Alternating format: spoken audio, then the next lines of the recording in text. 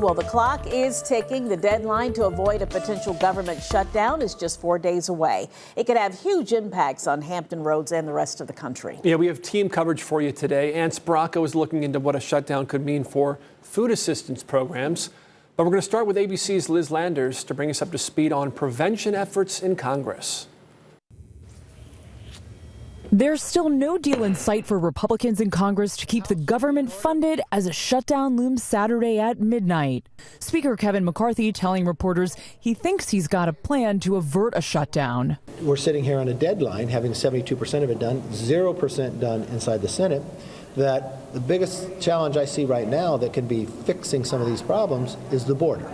Former President Trump encouraging Republicans to hold out for all their demands, even if it means Americans will suffer. Trump claiming Democrats will get the blame. But the White House says any shutdown falls squarely on far-right Republicans. I'm prepared to do my part. But the Republicans in the House of Representatives refuse. They refuse to stand up to the extremists in their party. Any spending bills in the House also need to pass the Senate before reaching the president's desk.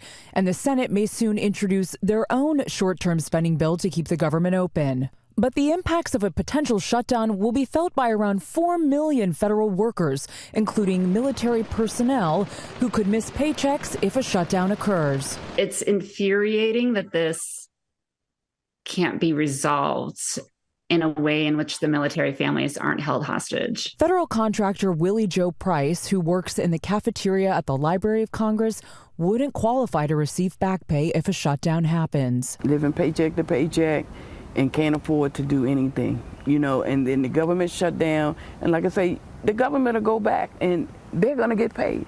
We're not going to get anything.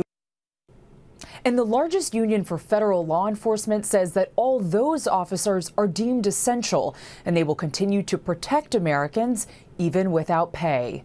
In Washington, Liz Landers, ABC News.